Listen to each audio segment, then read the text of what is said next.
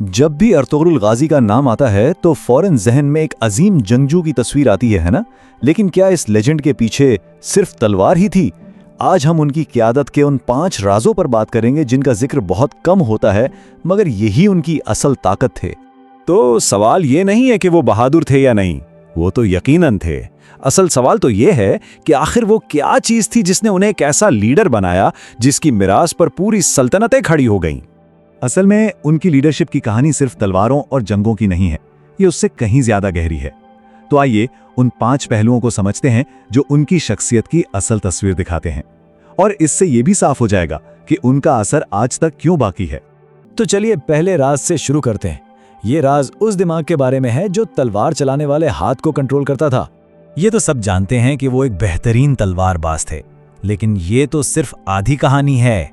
उनकी असल ताकत उनके हाथ में नहीं बल्कि उनके दिमाग में थी। वो सिर्फ एक जंगजू नहीं थे बल्कि एक शानदार स्ट्रैटेजिस्ट थे। देखें, इनकी ट्रेनिंग सिर्फ मैदाने जंग के लिए नहीं थी। तलवारबाजी के साथ साथ उन्होंने सियासत, डिप्लोमेसी और लीडरशिप भी सीखी थी। यही वो कॉम्बिनेशन था जिसकी वजह से वो ना सिर्फ जंगें जीतते थे बल्कि लोगों के दिलों पर राज भी करते थे। अब आते हैं दूसरे राज पर। ये राज उनकी अंदरूनी ताकत के बारे में है, एक ऐसा हथियार जो किसी भी तलवार से ज्यादा ताकतवर था। बज़ाहिर तो उनका हथियार उनकी तलवार थी, लेकिन उनका असली और सबसे बड़ा हथियार नजर नहीं आता था, और वो था उनका पुख्ता ईमान। तारीख भी यही बताती है कि जब भी कोई मुश्किल वक्त आता वो 2 चीजों का सहारा लेते थे, दुआ और सब्र। यही वो ताकत थी जो बिल्कुल नाउम्मीदी के आलम में भी जीत को उनकी तरफ खींच लाती थी। तीसरा राज हमें लीडरशिप का एक बहुत अहम सबक सिखाता है कि बड़े लीडर कभी अकेले नहीं होते।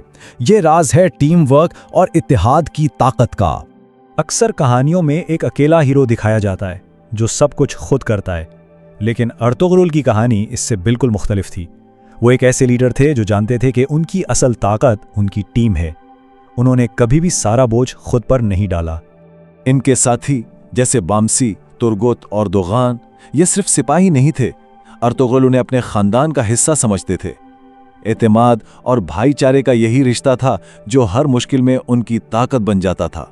अच्छा, जो चौथा राज है ना, वो इनकी लीडरशिप का एक और बहुत ही दिलचस्प पहलू सामने लाता है, और वो ये कि जंगें सिर्फ ताकत से नहीं बल्कि ज़हन से जीती जाती हैं। उनकी कामयाबी की सबसे बड़ी वजह यह थी कि वो अपने दुश्मनों से सिर्फ लड़ते नहीं थे बल्कि उन्हें समझते थे। उनकी सोच हमेशा अपने दुश्मनों से 2 कदम आगे होती थी। उनका एक खास तरीका था जिसे हम स्ट्रेटेजिक वीकनेस कह सकते हैं, यानी सीधा जाकर लड़ने के बजाय वो अपनी जहानत और प्लानिंग से दुश्मन को अंदर से इतना कमजोर कर देते थे कि आधी जंग तो लड़ाई शुरू होने से पहले ही जीती जा चुकी होती थी। यही चीज उन्हें बाकियों से अलग करती थी। और अब आखिरी और शायद सबसे अहम राज, वो राज जो उनके असल मकसद को जाहिर करता है, और वो था इंसाफ। सबसे बड़ा राज ये नहीं है कि वो कैसे लड़े, सबसे बड़ा राज ये है कि वो क्यों लड़े, और सिर्फ ये एक नुक्ता उन्हें एक आम फातेह से बहुत ऊंचा मकाम देता है।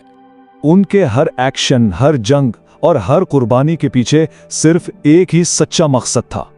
फर्क यहाँ बिल्कुल साफ हो जाता है। एक तरफ आम फातेह होता है जो सिर्फ ताकत और जमीन के लिए लड़ता है, दूसरी तरफ अर्तुगरुल गाजी थे जिनका मकसद इंसाफ और अमन कायम करना था। उनकी तवज्जो सिर्फ जंगे जीतने पर नहीं बल्कि एक बेहतर मुआशरा बनाने पर थी। इसीलिए उनकी मिरास सिर्फ फतूहात की नहीं बल्कि उम्मीद की है। तो खुलासा यह है कि अर्तुगरुल की लीडरशिप इन 5 सुतूनों पर खड़ी थी: स्ट्रैटेजी, ईमान, इत्तेहाद, जहानत और इंसाफ। इन सब चीजों ने मिलकर एक ऐसी शख्सियत बनाई जिसने तारीख का रुख बदल दिया। और ये सब कुछ हमें आखिर में एक बहुत अहम सवाल पर लाकर छोड़ देता है कि लीडरशिप के ये उसूल आज की दुनिया में कितने अहम हैं। ये एक ऐसी बात है जिस पर हम सबको सोचना चाहिए।